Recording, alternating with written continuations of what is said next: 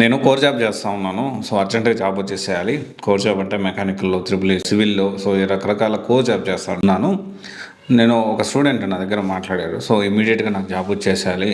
నాకు ఇంక ఆప్షన్ లేదు అని చెప్పారు. Okay. Very good. So, good థింగే కదా! సో, మంచిగా కష్టపడితే ఖచ్చితంగా జాబ్ వస్తుంది. కానీ ఇక్కడ టర్మ్స్ అండ్ కండిషన్స్ లాగా అతనుకున్న ఇబ్బందులు కూడా చెప్పడం జరిగింది. సో, నేను కూడా అనిపించింది ఇదే పొజిషన్‌లో చాలామంది ఉంటారు కదా! అని చెప్పి సో, దానికి సంబంధించిన ఇన్ఫర్మేషన్ షేర్ చేయడానికి ఈ వీడియో చేస్తా ఉన్నాను. అతను చెప్పింది ఏంటి అంటే నేను job already he's doing core job చేస్తా ఉన్నాడు. సో, అయితే హీస్ డూయింగ్ మార్నింగ్ 9 నుంచి ఈవినింగ్ 6 వరకు ఆఫీస్ టైమింగ్స్ అయితే ఉంటాయి అతనికి.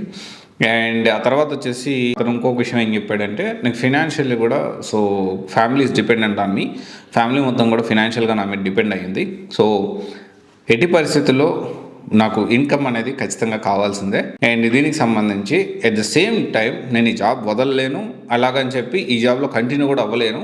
సో ప్యాకేజ్ కూడా చాలా తక్కువ ఉంది. అరౌండ్ 30,000 35,000 లోపలే ఉంది. దాదాపు 4 years ఎక్స్పీరియన్స్ ఉంది నాకు.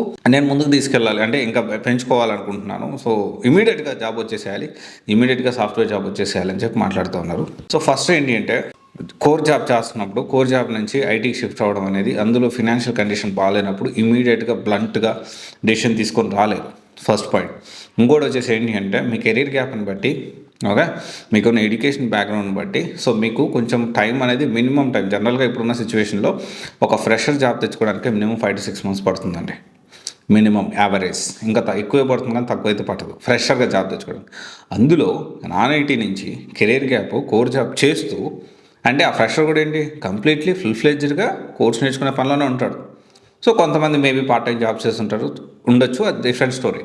బట్ అంటే ఈ ఫ్రెషర్కే ఇంత టైం పడుతున్నప్పుడు ఎక్స్పీరియన్స్ వాళ్ళకు కూడా ఖచ్చితంగా ఎక్కువ టైం పడుతుంది. మళ్ళీ ఏంటి ప్యారలల్గా జాబ్ చేయాలి మీరు.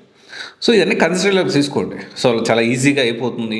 సో చాలామంది ఇట్లాంటప్పుడు ఏంటి అంటే చాలామంది సో బ్యాక్డోర్ ఆఫర్ కానీ లేకపోతే వేరే ఆఫర్ కానీ మీకు ఈజీగా పెట్టి ఇచ్చేస్తాం, 2 weeksలో ప్రాసెస్ అయిపోతుంది, 3 weeksలో ప్రాసెస్ అయిపోతుంది. ఈ వీక్ మైండ్స్ ఎవరైతే వీక్ మైండ్స్ అని కూడా అనలేము. సో ఆ సిచ్యువేషన్ని క్యాష్ చేసుకునే వాళ్ళు చాలామంది ఉంటారు. So be aware of that. And at the same time ఈజీగా ఏది అవ్వదు, చాలా ఆప్షన్స్ ఉంటాయి. కానీ దాన్ని మనం చాలా ఎంచుకొని మనకి ఏ సూట్ అవుతుందో దాన్ని బట్టి మనం ముందుకెళ్తే బెటర్గా ఉంటుంది.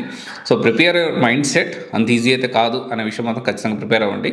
సో సాధ్యమైనంత వరకు ఒక ప్రాపర్ ప్లానింగ్తో వెళ్తే ఖచ్చితంగా కోర్ జాబ్ నుంచి ఐటీ జాబ్కి రావచ్చు.